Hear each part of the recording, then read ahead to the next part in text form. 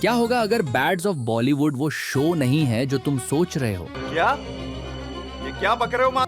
क्या होगा अगर इस बार बॉलीवुड पर तंज नहीं बल्कि हमें आईना दिखाया गया हो? मैं नहीं मानता। शायद आर्यन खान ने ट्रोल नहीं किया बल्कि सिखाया है कि हम खुद कितने आसानी से ट्रोल हो जाते हैं। हम हंसे, हमने कहा भाई ने सबकी ली, पर असली मजाक तो हम पर ही था, ऑडियंस पर, क्योंकि ये शो सिर्फ फिल्म इंडस्ट्री पर नहीं बल्कि हमारी सोच और बायस का एक्सपोजे है। डायलॉग बाजी किया रे तू माहित। अगर ऐसी बातें तुम्हें भी चुभती हैं तो यहीं रुक जाओ, सब्सक्राइब करो, क्योंकि असली कहानी अभी शुरू हुई है। पहली नजर में बैड्स ऑफ बॉलीवुड बस एक एंटरटेनिंग सीरीज लगती है। कैमियोज की बारिश, चमक, हंसी और मीम्स का मेला। टिटकी चाटते चाटते तोतला हो गया सब। पर जरा ठहरो, क्या ये हंसी सच में बॉलीवुड पर है या हम पर? आर्यन खान ने पिछले कुछ सालों की हर बहस, बॉलीवुड बनाम साउथ, इनसाइडर बनाम आउटसाइडर, नेपोटिज्म बनाम टैलेंट, इन सब को यूज किया है जैसे किसी ने हमारे दिमाग का रिमिक्स बना दिया हो।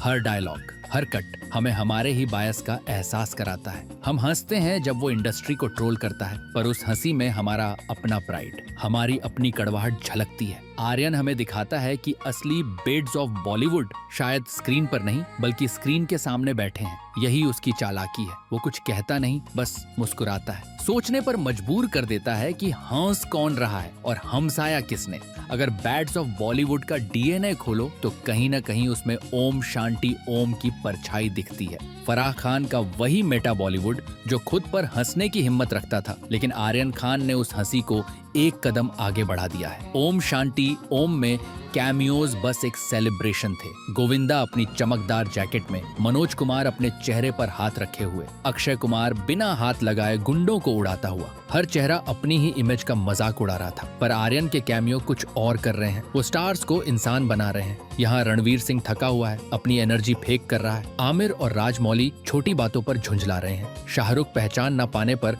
थोड़ा ईगो हर्ट दिखाता है। करण जौहर का मीठा चेहरा गुस्से में बदल जाता है। ये सब मजाक नहीं है, ये हमारे स्टार्स के पीछे छिपी इंसानियत है। जहाँ फराह की दुनिया रंगीन और जोरदार थी, वहीं आर्यन की दुनिया खामोश और असहज है। वो तुम्हें हंसाता नहीं, वो तुम्हें ऑब्जर्व कराता है। ओम शांति ओम ने इंडस्ट्री को ग्लोरीफाई किया, बैड्स ऑफ बॉलीवुड ने उसे नंगा किया, पर बिना जजमेंट के। आर्यन खान की सबसे बड़ी चालाकी यही है, उसने कैमियो को मजाक नहीं मिरर बना दिया। हर स्टार जो बैड्स ऑफ बॉलीवुड में दिखता है वो अपने पब्लिक इमेज से नहीं, अपने ग्रे एरिया से पहचाना जाता है। यहाँ रणवीर सिंह वो एनर्जी बम नहीं है जो कैमरे पर दिखता है। वो एक ऐसा इंसान है जो कभी कभी उस हाई को फेक करता है ताकि लोग उसे वही समझें जो वो देखना चाहते हैं। शाहरुख खान जो दुनिया के लिए किंग है, यहाँ अपने ईगो से जूझता है जब कोई उसे पहचानता नहीं। करण जौहर जो आमतौर पर डिप्लोमेटिक और स्वीट दिखते हैं, यहाँ गाली देते हैं, गुस्सा करते हैं और एक सेकंड के लिए इंसान बन जाते हैं। आर्यन की ये हिम्मत कमाल की है। वो अपने ही परिवार, अपने ही सर्कल को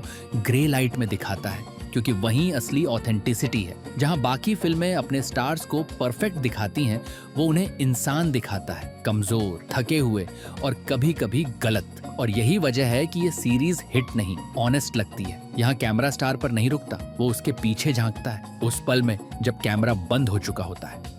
अगर गौर से देखो तो बैड्स ऑफ बॉलीवुड सिर्फ आर्यन खान की नहीं बल्कि 3 पीढ़ियों की नजर से बनी एक सीरीज है। फराह खान, जोया अख्तर और आर्यन, तीनों ने वही इंडस्ट्री देखी है, पर 3 अलग अलग चश्मों से। फराह की दुनिया चमकीली है, वहाँ सब कुछ ओवर द टॉप है, जहाँ हर गलती भी डांस नंबर बन जाती है। जोया अख्तर की दुनिया सॉफ्ट है, वो उसी ग्लैमर के पीछे छिपी वल्नरेबिलिटी दिखाती है। और आर्यन खान की दुनिया वो इन दोनों के बीच की खामोशी है। वह नाचता नहीं, समझाता नहीं, बस देखता है, ऑब्जर्व करता है। तीनों की सोच मिलकर ये सीरीज बनाती है। फराह का तमाशा, जोया की सहानुभूति और आर्यन का डिस्कनेक्ट। तीनों मिलकर हमें वो दिखाते हैं जो बॉलीवुड अक्सर छिपा देता है, उसकी चमक के नीचे की थकान। आर्यन खान की असली मास्टर स्ट्रोक यही है। उसने सारा गेम उल्टा खेला। जहां हम सोच रहे थे कि वो बॉलीवुड पर वार कर रहा है, असल में वो हमें दिखा रहा था कि हम खुद कितने प्रिडिक्टेबल हो गए हैं। वो जानता था कि हम क्या सोचेंगे, किसे दोष देंगे, किसे विलन बनाएंगे। बैड्स ऑफ बॉलीवुड में जब अजय तलवार नाम का सुपरस्टार एक नए एक्टर से जलने लगता है तो हम तुरंत मान लेते हैं, देखो यही है असली नेपोटिज्म। हम मान लेते हैं कि वो घमंडी है, असुरक्षित है, सत्ता से अंधा है, पर सीरीज कभी ये नहीं कहती। हम खुद सोच लेते हैं क्योंकि हमारी सोच पहले से ही कंडीशनड है। सोशल मीडिया, डिबेट्स और मीम्स ने हमें सिखा दिया है कि बॉलीवुड में हर बड़ा आदमी गिल्टी है। आर्यन खान हमें ट्रोल नहीं कर रहा, वो हमें एक्सपोज कर रहा है। वो दिखाता है कि कैसे हमने हेडलाइनों से एक पूरा नैरेटिव बना लिया और अब उसी नैरेटिव के कैदी बन चुके हैं। हम खुद अपने एंटी बॉलीवुड बायस के हीरो बन गए हैं, बिना ये सोचे कि शायद सच थोड़ा और कॉम्प्लेक्स है। जब अजय अपनी बेटी की खबर देखता है या जब कोई डिनर सीन चलता है तो हमें लगता है अब कुछ बड़ा होगा, लेकिन कुछ नहीं होता, क्योंकि असली ड्रामा स्क्रीन पर नहीं, हमारे दिमाग में चलता है। वहीं से तो कहानी शुरू होती है, हमारे असम्पशंस से।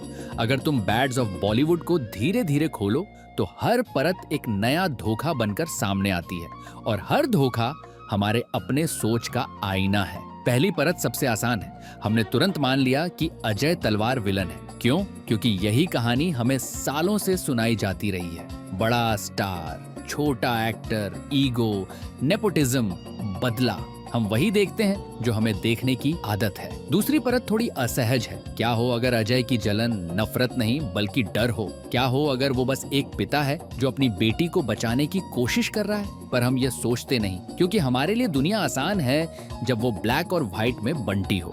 तीसरी परत सबसे खतरनाक है, वो जो आर्यन खान ने जानबूझकर खाली छोड़ी है। कहानी अधूरी लगती है, मगर शायद इसलिए कि वो अधूरी है ही नहीं। अंत स्क्रीन पर नहीं, हमारे भीतर होता है। वहीं हमें एहसास होता है कि सारा समय हम कहानी नहीं, खुद को देख रहे थे। और तभी बैड्स ऑफ बॉलीवुड सिर्फ एक शो नहीं, एक मिरर टेस्ट बन जाता है, जहां असली ट्विस्ट हमारी सोच है। आर्यन खान ने सिर्फ किरदार नहीं लिखे, उसने रूपक गड्ढे हैं। हर ग्रुप, हर चेहरा किसी सोच, किसी स्टीरियोटाइप्स का प्रतीक है। पहला ग्रुप, आसमान और उसकी दुनिया।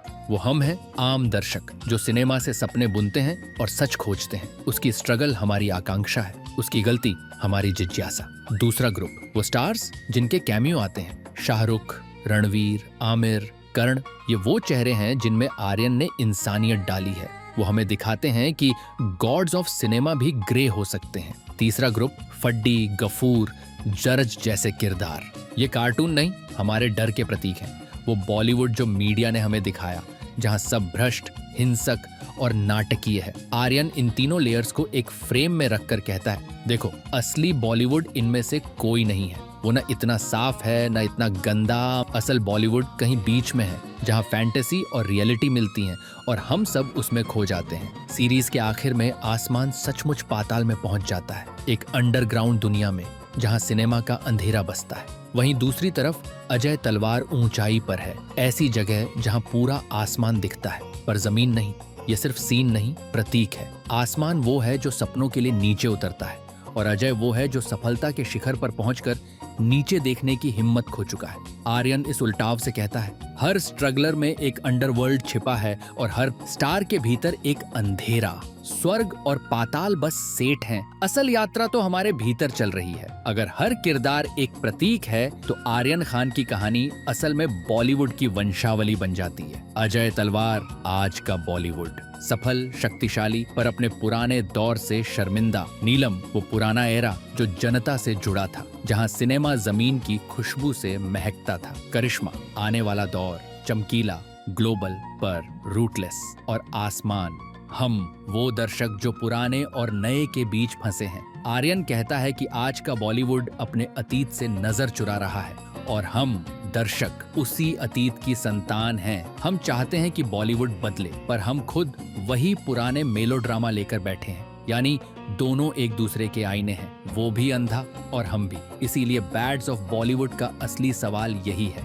क्या हमने सच में इंडस्ट्री को समझा है या बस अपने पूर्वाग्रहों को दोहराया है? शुरू में लगा बैड्स वही हैं जो पर्दे पर दिखते हैं, फिर सोचा शायद वो जो कैमरे के पीछे खेल खेलते हैं, लेकिन धीरे धीरे एहसास हुआ असली बैड्स ऑफ बॉलीवुड तो हम हैं। हम जो हर फिल्म में न्याय करने बैठ जाते हैं, हर किरदार को अपने हिसाब से अच्छा या बुरा ठहराते हैं और फिर भी मानते हैं कि हम बस देख रहे हैं।